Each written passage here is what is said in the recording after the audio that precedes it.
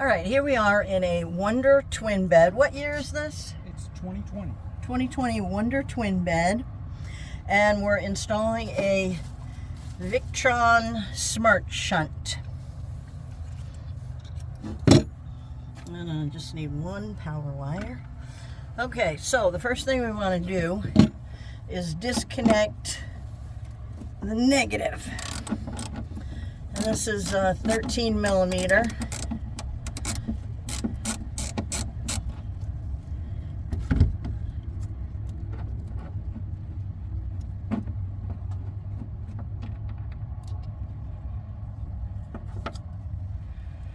And he has replaced the AGM.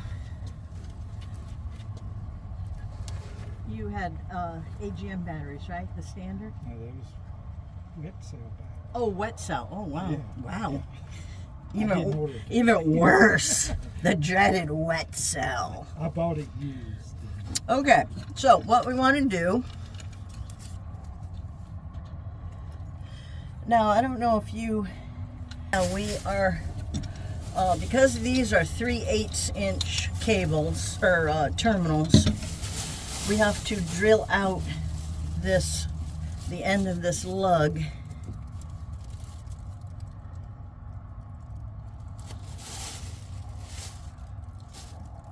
Wow.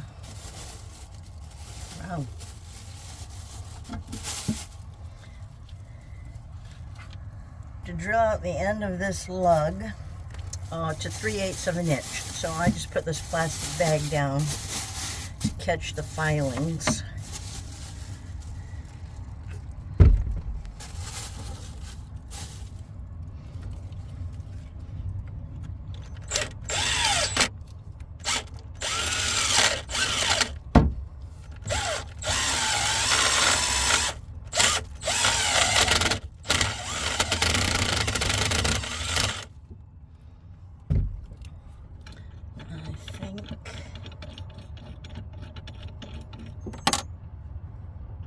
Perfect. Okay.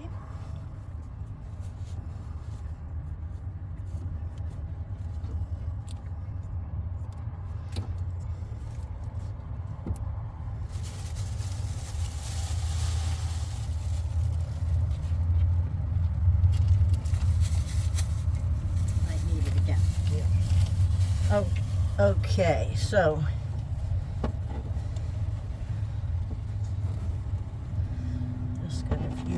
filings there. All right, so we have two ends, two sides on this Victron smart shunt. One is for the battery connection, and one is called to the system minus. And the system minus is the coach. Cable, which I just drilled out.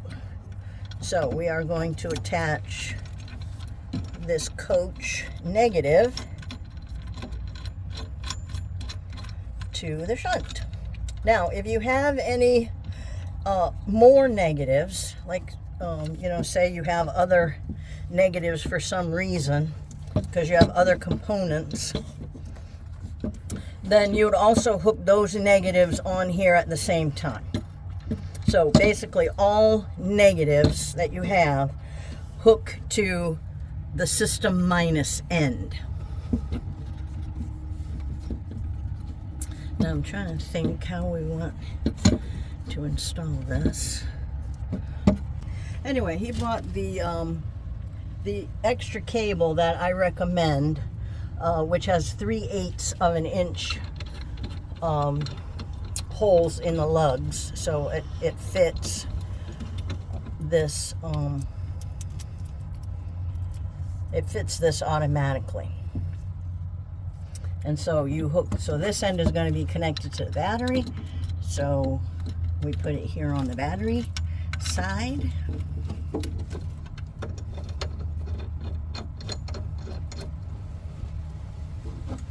And like I said, we need to see how I'm going to install this.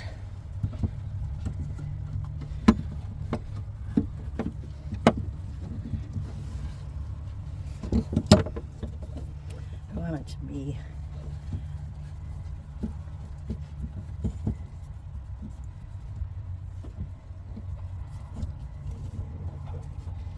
All right, so before I hook up the negative, I want to go ahead and hook up the power wire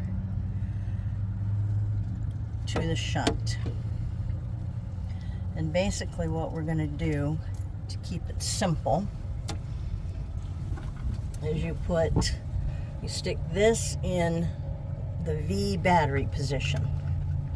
You just stick it in like that. And then we're going to take this piece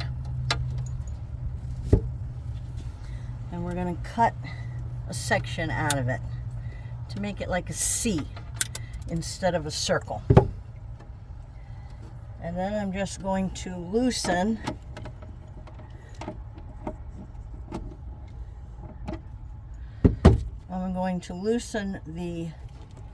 the positive cable rather than take it off, because that's where it gets risky for shorts. And then I want you to stick it underneath the lock washer so it's right against the lug and slid up to the battery post, or the bolt. And then we're going to tighten it. And be careful when you have a wrench. I'm using an insulated wrench, so if I touch metal, I won't get a short. But always be careful with your wrench not to let it touch metal, because this battery terminal is hot.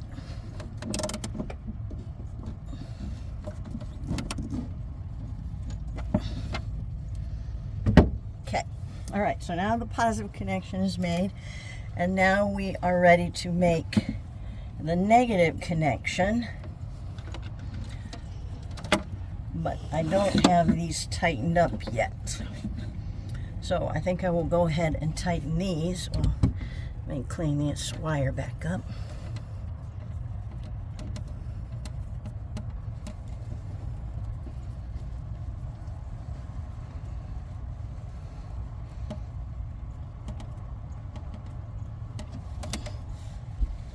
All right, let me tighten these. Whoops. These are 17 millimeter.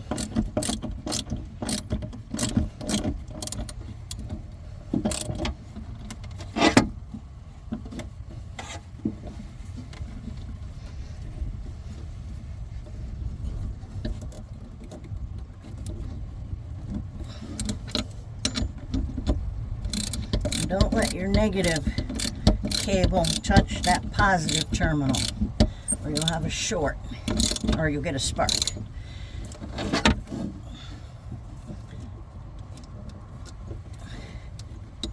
Okay. All right. So now I can go ahead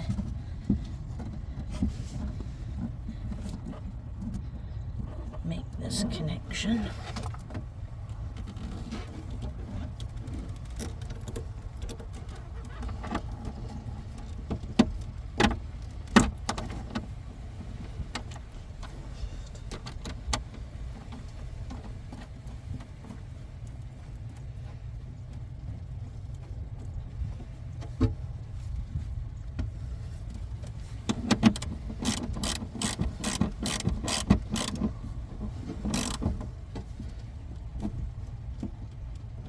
Okay, now we should be able to see this little blue light flashing. Can you see that? Take this light off of it. See, the little blue light is flashing. That means it's working. Okay, so the shunt installation is done.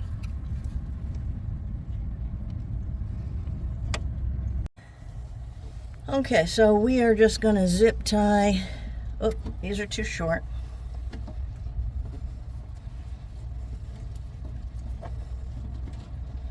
We're going to zip tie these things in place and pretty it up, and I'll come back. Okay, so the shunt is done, and now all we need to do is do the setup, download the Victron Connect app, and do the settings, and it'll be done. Download the Victron Connect app. Victron Connect. Yeah. Yep.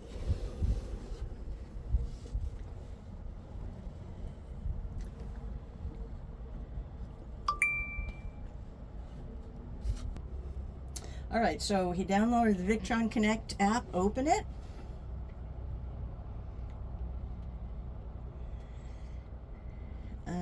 Would you like, oh yeah, you gotta, yeah, say okay, because that's for Bluetooth. You have to have the Bluetooth.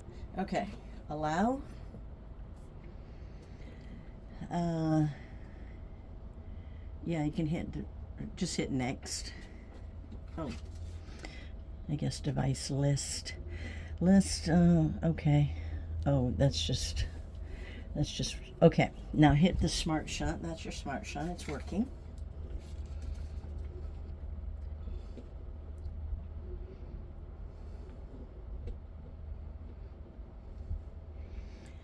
And now here, would like to pair, enter your code. It's 6 zeros. So type in 6 zeros. Pair. Okay, now we got to do, just hit update. We have to go through a number of firmware updates. Okay, we were having failed updates, and I think because we're too far away from the Victron shunt. So now we've gone into the twin bed area, which is right over the battery box, to see if the update takes. So that's a reminder to you to be close. If you can't get connected, get closer to your battery box. To get my reading? Yeah. Okay. Is that because the Bluetooth is only good for like 20 feet or something, so the closer the better. Does the metal box deter it? And yeah. Yeah.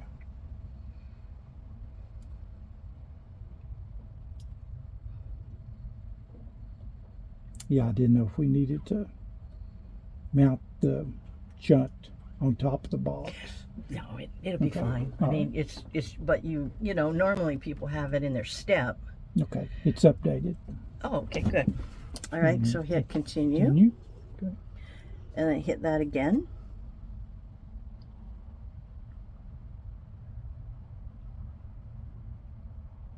Okay, then hit the little cog over there. Oh, wait a minute. What does it say? Oh, change your pin code. It wants you to change your pin code from the 6 0. So now you're going to put in a new 6-digit pin code. So you can pick all ones if you want to keep it simple. That's what I usually do.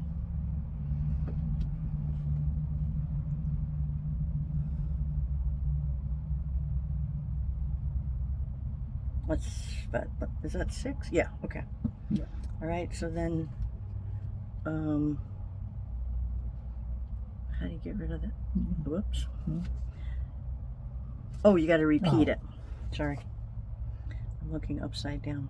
All right. There you go. Okay, say okay. All right, now hit that cog up there. That's for the settings. Okay, so now we got another update. Hit update.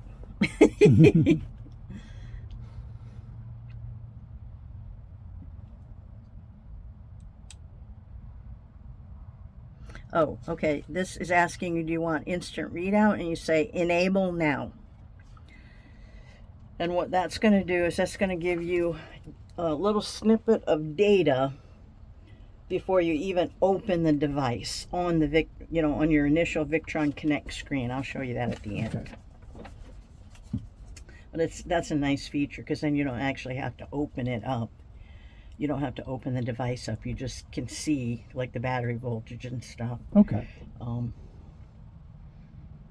If you're just looking for some, quick verification or Just something. a quick dashboard look. Yeah.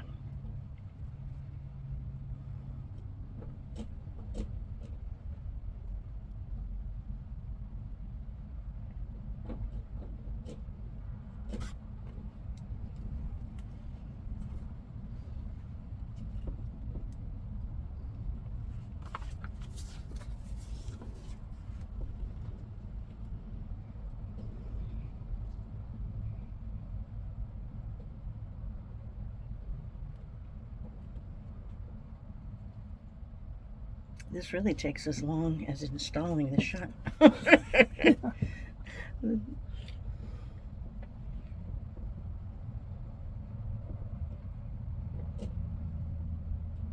Yeah, I was surprised at how quick the Yeah, process it's went. not too hard, yeah.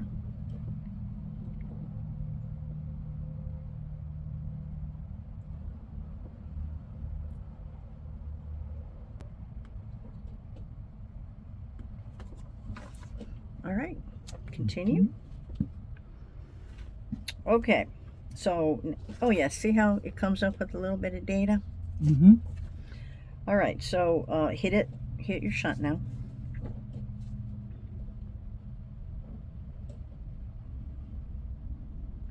Okay, hit the cog again and hit the 3 dots. Product info. Okay, now here you can edit the name right there. Edit, Mm-hmm. and name it whatever you want.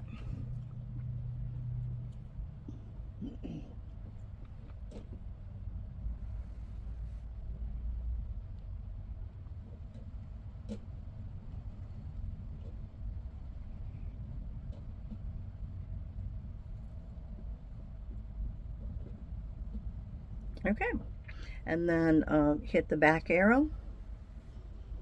Okay, now it's time for, what does that say? First use. Okay, we don't need, yeah, hit set. Yeah, hit that. Okay, your battery, that's a 200 amp hour battery? Yes. Okay, then that's okay. And hit set auxiliary input, and you want none. That's okay. Okay, that's good. Okay, now hit battery. And the first thing we want to change is the charged voltage. You want to change that to 14.2. Yeah. Okay. Then what's the next one? The discharge floor, 10%. And what that means is when you see like the time on the front, it'll say like time to go, you know, how time remaining, then that time is going to be the time remaining until you reach the last 10%. Okay. 4% should be the tail current. Charge efficiency factor, oh, well, let's do 3 minutes is fine.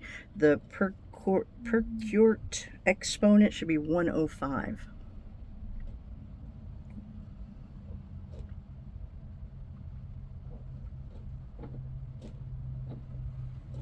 Okay, and then that should be 99% efficiency.